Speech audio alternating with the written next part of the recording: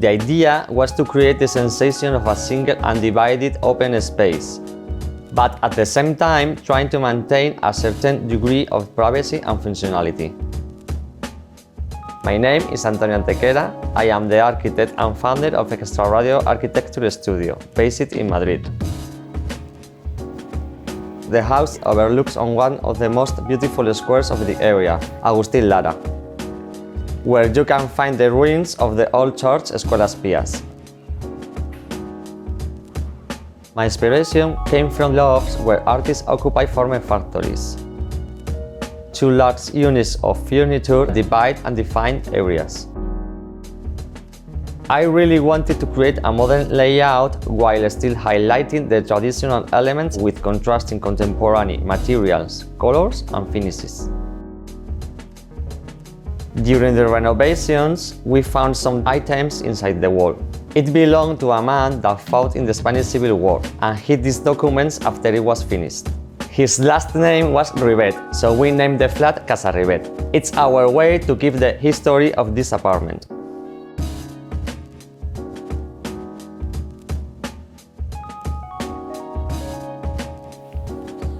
The flat is located in Lavapiés, in the city center of Madrid. In the surrounding area, you can find many cafes and restaurants, and it's also known for its art galleries. The building is a corrala, built in the 19th century, a traditional type of building used by the working classes in Madrid. These type of buildings are arranged around a central patio, with exterior corridors acting as a long balcony. The flat had its original 19th century distribution. The flat didn't even have a shower. People used the public bathhouses in the area. We tore down all the walls and rebuilt the wooden structure of the building. A single large piece functions as the kitchen and 3 closets that can be accessed from the different rooms in the house. This episode is brought to you by Midea Building Tech. Welcome to Chongqing, China, a wild mountain city stacked with skyscrapers, buzzing with neon lights, and bursting with energy.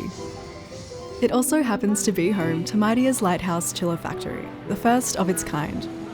You might not have heard of them, but Midea Building Tech is actually #1 in China and #2 in the world when it comes to VRF, which stands for Variable Refrigerant Flow Systems, the key technology behind climate control in commercial spaces, such as the Beijing Daxing International Airport and Universal Studios in Singapore. They invited us to see firsthand how their lighthouse factory in Chongqing uses AI in its manufacturing facility. The factory is the leader in this space, using AI at every step, making it one of the smartest and most efficient HVAC factories on the planet, allowing them to reduce time, costs, and become the pioneer in zero-carbon factory operations. We got to see their power plant that combines ecological water recycling and solid waste utilisation to support the island's eco-infrastructure. Thanks Midea Building Tech for inviting us to see the future of smart manufacturing and for bringing the same innovation into homes across Australia through Midea Appliances. To find out more, check out the link in the description.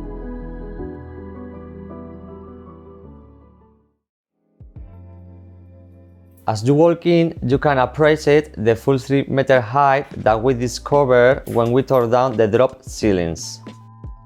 The floors are made of green hydraulic tiles, typical of Madrid homes. Right beside the door, you can see the large yellow unit. It contains a closet for coats and a washing machine. The kitchen starts at the entrance of the apartment. We managed to make it feel very light and open, thanks to the yellow color and shiny finish. We used stainless steel IKEA doors for the bottom cabinets. And we covered the IKEA cabinets on top with melamine doors. The kitchen has an oven, a dishwasher, and an on-the-counter fridge and freezer. I choose a black granite countertop. I fully cover the space behind the cooktop, so it will be easier to clean. Above the kitchen, about a meter of unused space lets air and light flow through. The living room is the main and central space of the flat. Yellow kitchen unit continues around the living area and bedroom. It has closets on 3 sides and contains the main storage of the apartment. On the bathroom side, there are cleaning products, a vacuum cleaner, a mop, etc. The unit is framed out by the wooden beams that support the entire structure of this building, which I find fascinating and wanted to highlight. Above it, I place a Ptolomeo lamp by Artemide to add ambient light to the entire apartment. I placed the sofa facing the window to appreciate the views and to create a sort of hallway. I placed a discreet TV set that I made out with the remainder of the kitchen counter and a couple of wheels. It allows me to easily move the TV around the apartment. Along the other wall, a large open high shelving unit serves to display the tenants' books, memories and design prototypes. In the space carved out by the window and the shelving unit, the tenants place the dining table to be able to have their meals when looking out the window. We kept the bathroom unit low to be used as a storage. In this area we store the extra seating for the dining table. It is accessed by a portable ladder that we keep right beside it. On one of the walls, the tenants place their home offices. I had bought this flexible LED tube and tied it in a knot to make it look like decor.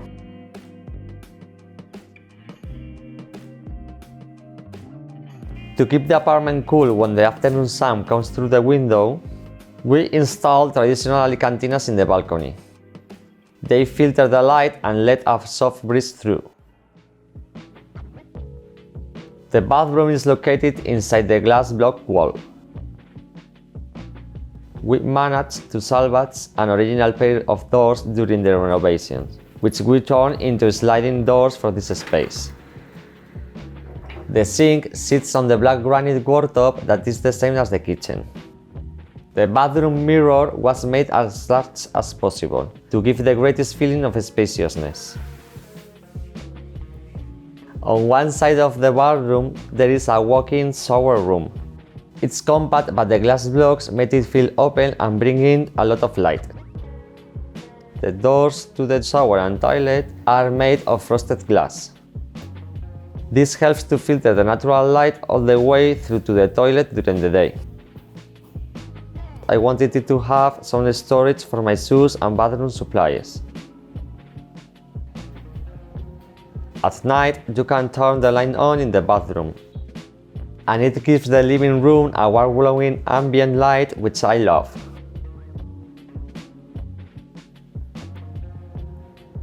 The bedroom is placed within the yellow piece and feels cozy even though it has no doors. On the bedroom side, the yellow kitchen unit is the main wardrobe for clothes. Because the windows in here face the interior corridor of the Corrala, I chose dark velvet curtains that maintain privacy and blocked light. I always try to minimize partition walls and closed rooms as much as possible. When designing in small spaces, all the areas and furniture should have as many uses as possible.